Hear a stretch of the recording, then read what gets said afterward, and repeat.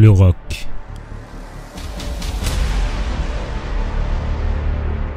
La forteresse historique imprenable des Dark Angels.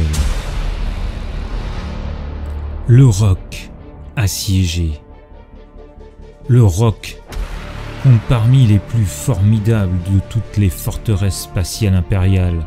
Il s'agit d'un pan de roche-mère arraché à la planète Caliban, le berceau détruit des Dark Angels.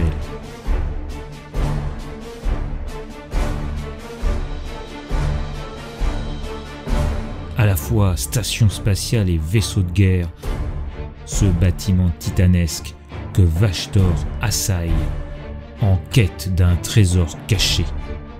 Après avoir fait tomber l'égide de la Gorgone, l'Archiphane et les sbires d'Abaddon défient les fils du lion sur leur propre territoire. Azrael, à peine remis de son passage du Rubicon Primaris, n'a d'autre choix que de se lancer dans la bataille pour protéger les secrets du roc et la porte sans nom.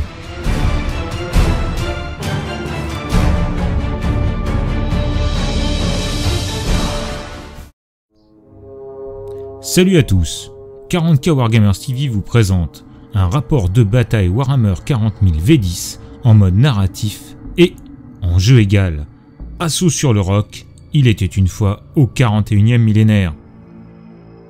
Ce rapport de bataille a pour décor l'attaque du roc par une force du chaos emmenée par Vashtor, comme relaté dans la publication Ark of Omen Vashtor. Ce rapport de bataille aura pour objectif de vous montrer comment allier le mode jeu égal de la V10 dans un contexte narratif. Pour ce faire, nous avons légèrement adapté les règles et dans cette vidéo, nous allons vous présenter comment nous avons associé les deux types de règles, règles classiques et règles spéciales. Les règles classiques, nous avons choisi arbitrairement les objectifs principaux pour chaque faction ainsi que les secondaires.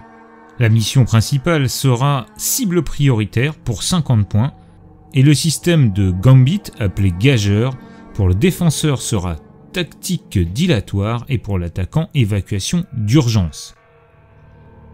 Pour les missions secondaires, elles seront là aussi fixes. Pour les Dark Angels, nous avons pris assassinat et assaillir l'objectif hostile et pour le chaos, nous avons force écrasante et engagement sur tous les fronts. Le tout pour 40 points. Pour les règles de mission et le déploiement, nous avons pris marteau et enclume et 6 pas d'advance auto grâce à la règle maison gravité 0. Pour ce qui est de la règle classique, nous avons pris terrain miné, ce qui fait que sur du 6, l'unité prendra une blessure mortelle. Donc, si vous advancez automatiquement à 6. Cette règle ne s'applique qu'en dehors du roc, c'est-à-dire en dehors de la forteresse. Donc chaque joueur qui fera une advance fera un 6 automatique mais prendra une blessure mortelle. La mobilité est à ce prix. Pour ce qui est des listes, les Dark Angels devaient absolument, pour coller au fluff, avoir Azrael dans leur liste d'armées ainsi que Lazarus. Nous avons aussi adapté les zones de déploiement du défenseur, le Dark Angel pouvant se mettre dans les zones que vous voyez à l'écran. Les bastions de défense, bien sûr, la forteresse des impardonnés et l'intérieur du roc, le tout pour défendre la porte sans nom. De plus, le joueur Dark Angel devra mettre une seule unité avec les attachements possibles dans les 5 zones qu'il possède lors du déploiement.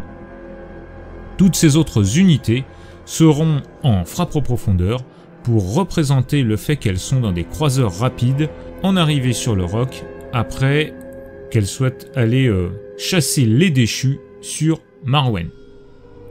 De plus, la force opérationnelle 12 de Tigerius a envoyé sur place 2 unités d'ultramarines. Celles-ci ne bénéficieront pas des règles des Dark Angels, bien évidemment.